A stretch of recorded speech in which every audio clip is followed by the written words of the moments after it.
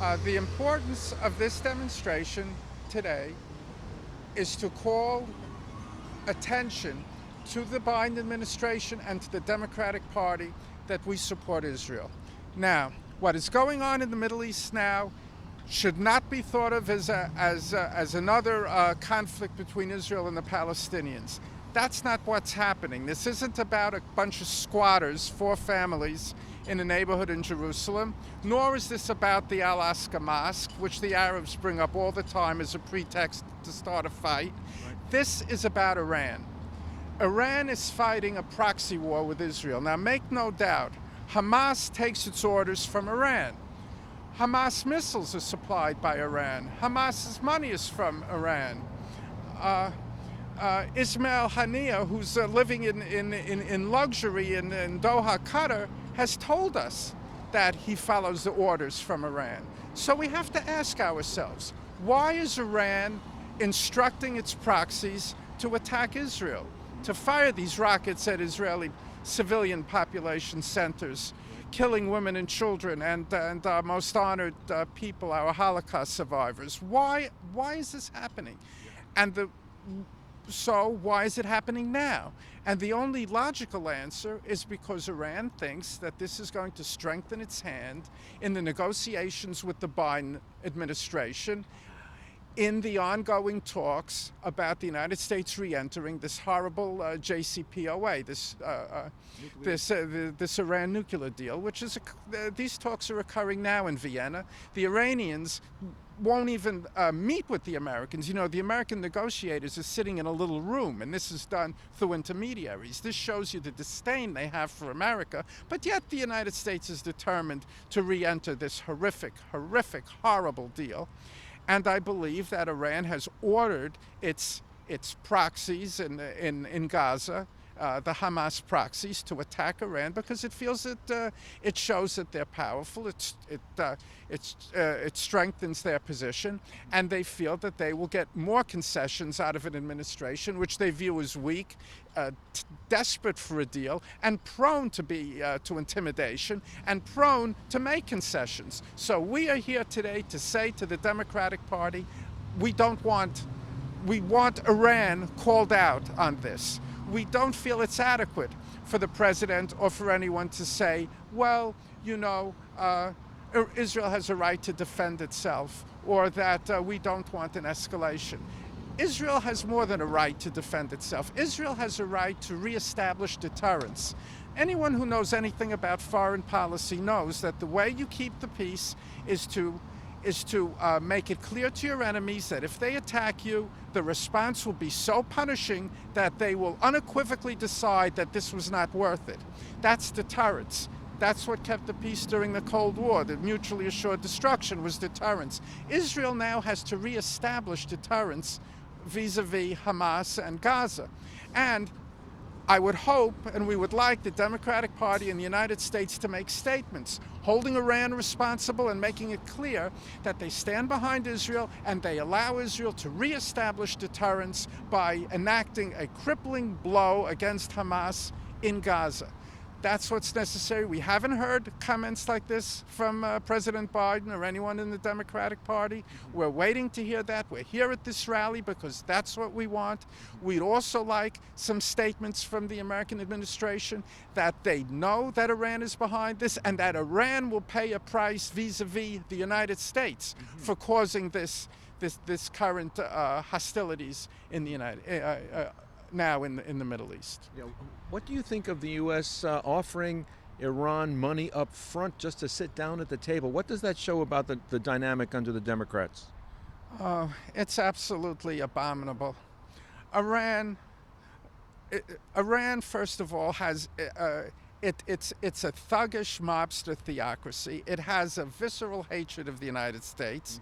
The regime draws its legitimacy from its hatred of the United States, so that it can be dealt with only from the position of strength and power and threats and intimidation.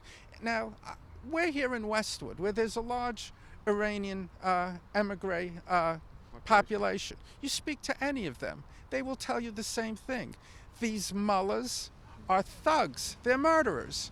and they understand only power and threats and intimidation. What do they think they're at? They're at a polite dinner party here where they're going to offer something and get something back. Any concession made to the Iranians will stimulate them to demand more.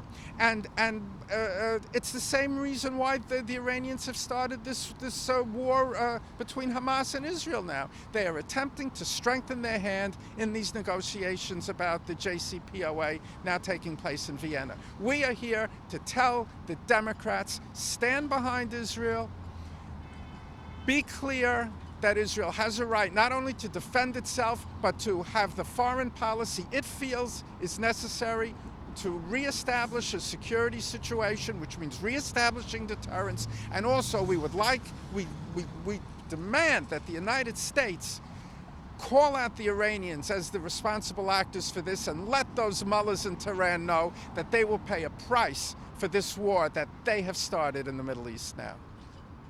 If Israel moves into Gaza, they will start, as they have traditionally, showing casualties. That's their stock in trade. What concern do you have that will rile up American sentiment against Israel and her supporters?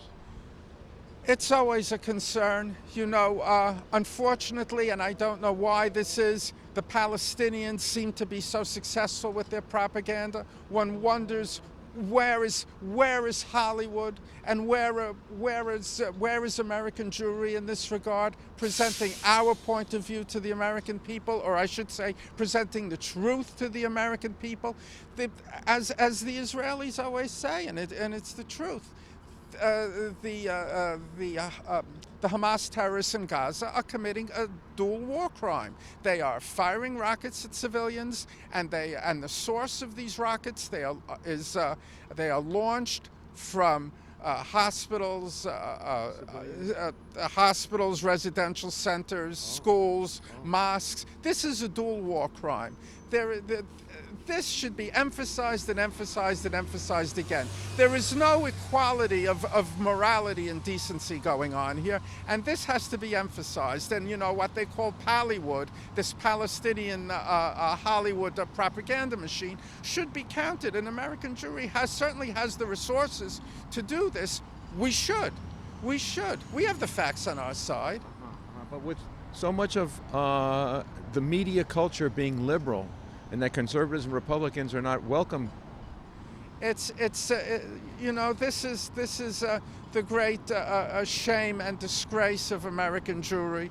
You know, you can read the scholarly books as to why American Jewry acts in such a self-destructive manner.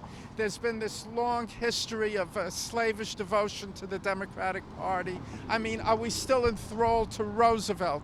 Do we still think that the Democrats favor the little guy, and we're little guys? I mean, this is not your grandfather's Democratic Party. They coddle anti-Semites. They are ambivalent too hostile towards Israel, and it would be my greatest dream if American Jewry would objectively look at the situation and realize that our friends are at the Republican Party.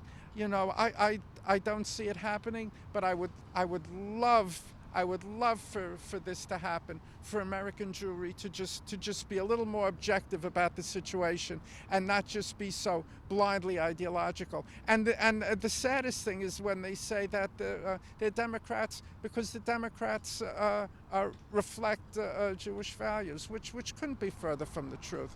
Who is most knowledgeable about Jewish values and most committed to adhering to them? Obviously the religious in our community.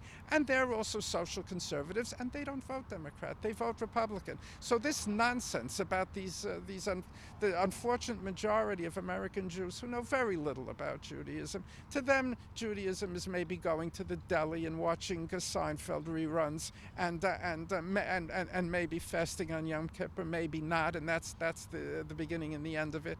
They don't understand. You know, Judaism is about your relationship with God. It's about mitzvot. It's about personal responsibility. And you know, that's what the founding fathers emphasized too. This country is based on personal responsibility, personal liberty, your personal relationship with the Lord, and this is what our Declaration of Independence focused on, and these are the conservative values that people who understand Judaism, as those who are also religious Christians, should make them adherents and followers, I believe, of the Republican Party. Because after all, the Democratic Party has unfortunately veered left. Look at the critical race theory. This focusing at people as groups. You know, Marx wanted to classify people as economic groups, you know, bourgeoisie and proletariat, and of course now that never worked in America, this horrible 19th century European monstrous ideology. So they felt they've adapted it by substituting racial groups for economic groups, and this apparently has some appeal. Certainly our students have been brainwashed in academia, but this is not America, and this is not American traditions. America is about individualism, individual freedoms, individual rights, the basic worth of the individual, people being judged, as Dr. King said, not by the color of the skin, but by the content of their character, and that this is America. And unfortunately, what we've seen in this horrible leftist deviation in the Democratic Party, it is dangerous. It's dangerous not just for us as Jews, because Jews always suffer with these horrific extreme ideologies. But we're either held responsible for them, or we are the enemies of the ideology. So we always suffer with this. But this is no good for America. There isn't a single, I think, decent American who understands what America is about: American tradition, the Constitution.